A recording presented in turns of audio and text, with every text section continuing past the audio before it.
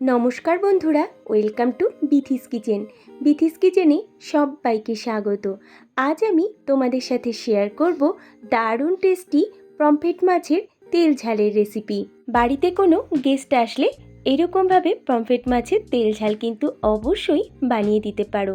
দেখতেও লোভনীয় লাগছে, স্বাদেও কিন্তু অতুলনীয়। তাহলে চলো দেখে নেওয়া যাক আজকের রেসিপি। পুরো ভিডিওটা স্কিপ না করে দেখার অনুরোধ রইল।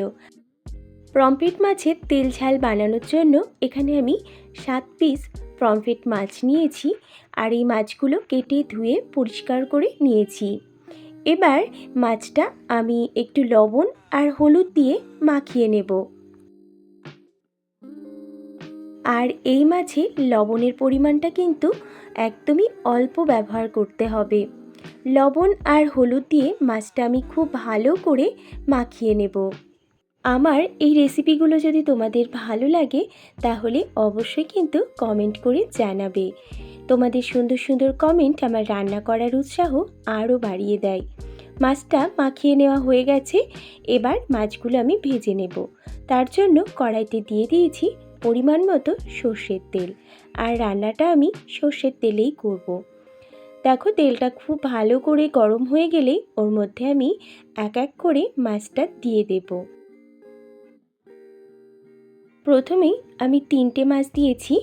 এবার গ্যাসের ফ্লেমটা হাইতে রেখে মাছগুলো খুব ভালো করে ভেজে নিতে হবে।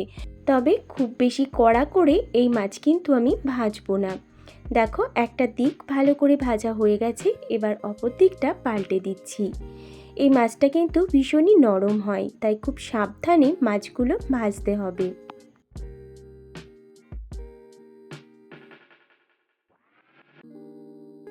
মাছের দুটো দিকই ভাজা হয়ে গেছে, এবার এক এক করে তুলে নেব।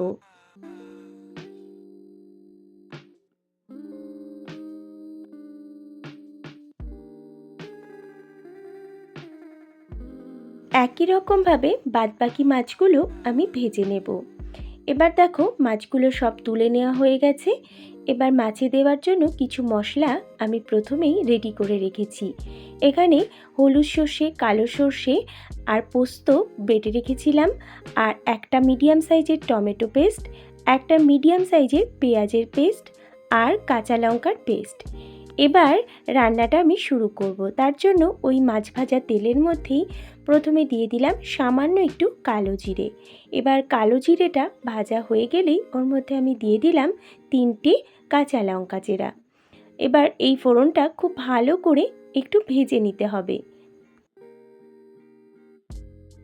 ফোড়নটা ভাজা হয়ে গেলেই এবার আমি ওর মধ্যে দিয়ে দেব মিডিয়াম সাইজের যে পেঁয়াজের পেস্টটা আমি করে রেখেছিলাম, সেই পেঁয়াজের পেস্টটা আমি দিয়ে দিলাম, আর দিয়ে দিলাম টমেটোর পেস্ট।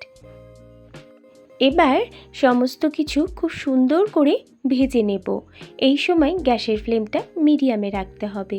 মিডিয়ামে রেখে পেঁয়াজ আর টমেটোটা খুব সুন্দর করে ভেজে নিতে হবে, যতক্ষণ না পর্যন্ত পেঁয়াজ আর টমেটোর কাঁচা গন্ধটা চলে যায়।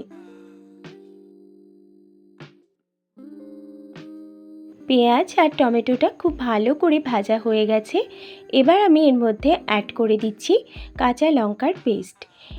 এবার এই কাঁচা লঙ্কার পেস্টটা সব কিছুর সাথে খুব ভালো করে ভেজে নিতে হবে।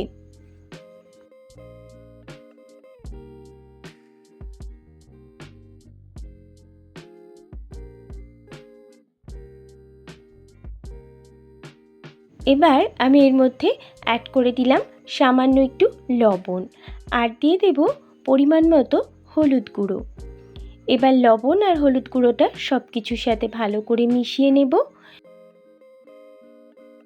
পেঁয়াজ, টমেটো, কাঁচা লঙ্কা খুব ভালো করে কষিয়ে নেওয়া হয়ে গেছে। এবার এর মধ্যে অ্যাড করে দিতে হবে বেটে রাখা সর্ষে পোস্ত। সর্ষে পোস্তটা দিয়ে মশলার সাথে আবারও একটু ভালো করে মিশিয়ে নিতে হবে।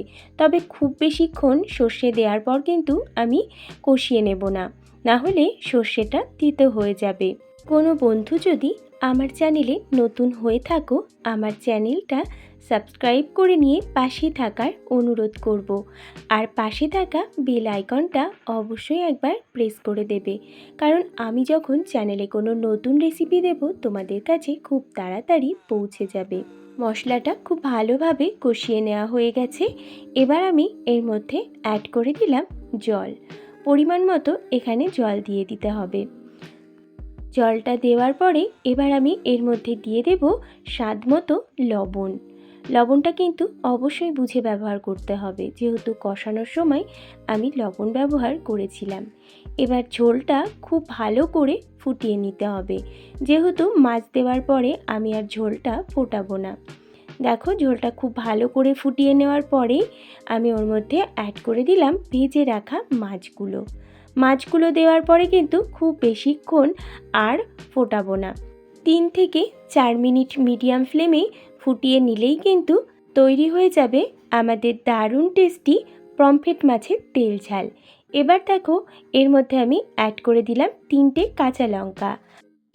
এবার দিয়ে দেব 2 টেবিল চামচ পরিমাণ সর্ষের তেল, আর দিয়ে দেব সামান্য একটু ধনেপাতা কুচি।